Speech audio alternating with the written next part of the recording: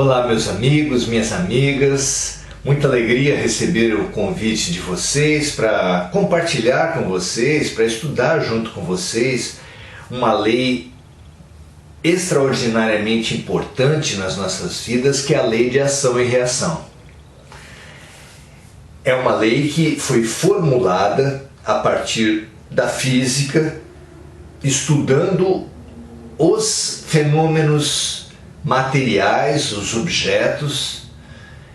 Se percebeu que quando uma ação é impressa, é movimentada em relação a um objeto, uma reação em sentido contrário se faz. De forma que foi formulada da seguinte forma: a toda ação corresponde uma reação de igual intensidade em sentido contrário.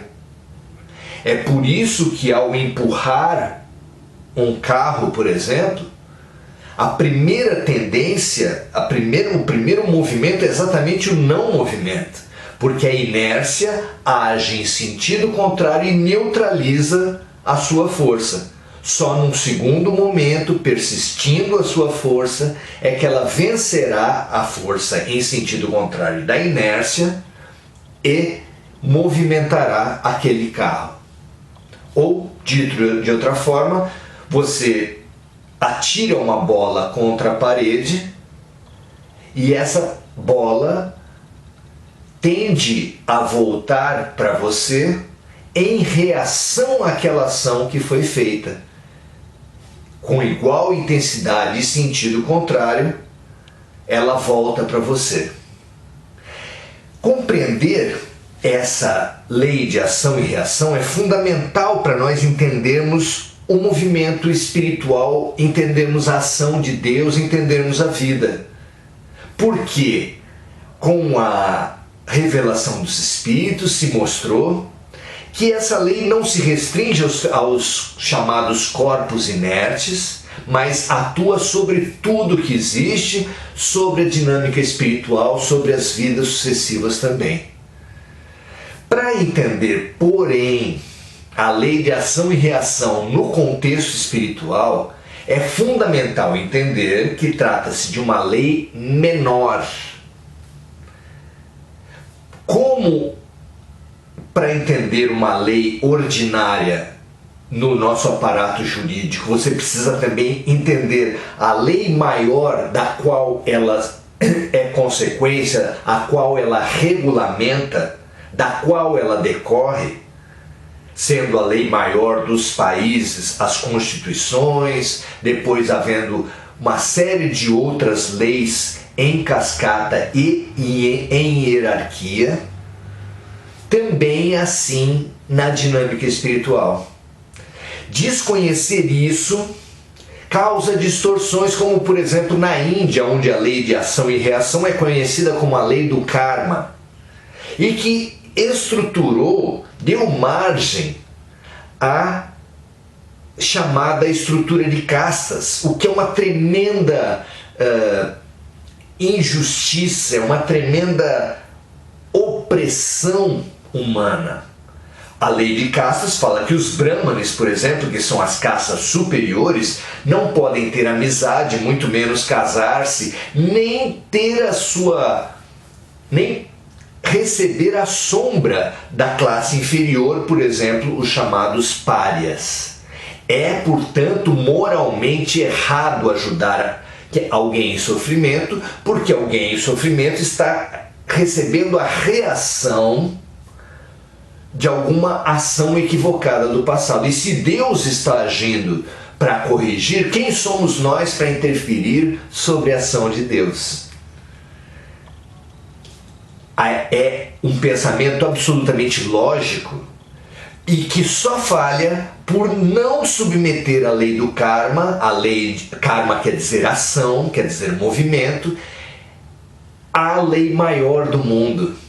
Nós, no Espiritismo cristão, temos a oportunidade de entender a lei do karma subordinada à lei do amor que Emmanuel chama no livro O Consolador de lei do amor sagrada e única. Portanto, banhada de amor, a lei de ação e reação neutraliza completamente aquele pensamento de seria certo ajudar alguém em sofrimento, porque a lei de ação e reação vem a serviço do amor. E a serviço do amor, ela só mostra que tudo age sobre nós no sentido de expandir a nossa fraternidade, o nosso amor.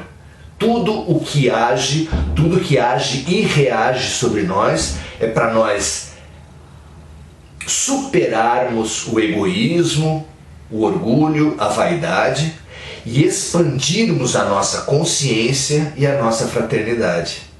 E, além disso tudo, que é uma vital compreensão da vida e da lei do amor, a lei de ação e reação também possibilita que nós extirpemos aquela visão tacanha, tradicional, de que o mal existe.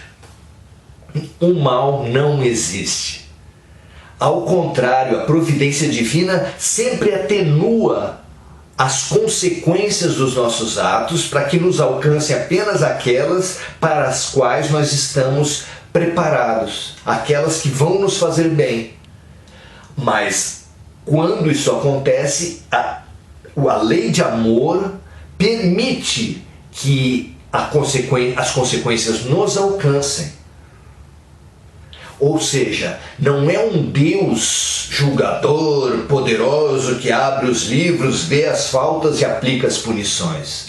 Nem sequer são punições, são apenas reações, consequências de nossos próprios atos que fluem para as nossas vidas no momento em que estamos maduros para eles, para nosso aprendizado, para nossa evolução, para nossa expansão ao amor. Não é interessante? É esse o convite de hoje, tomara que seja útil esse nosso raciocínio. Um grande abraço para vocês e vai ser muito bom que a gente possa depois receber as questões, as dúvidas, os pontos de vista que enriqueçam, contestem e completem os pensamentos que a gente pôde ofertar para vocês. Tomara que seja útil. Um grande abraço a todos, muito grato pelo convite. Até a próxima.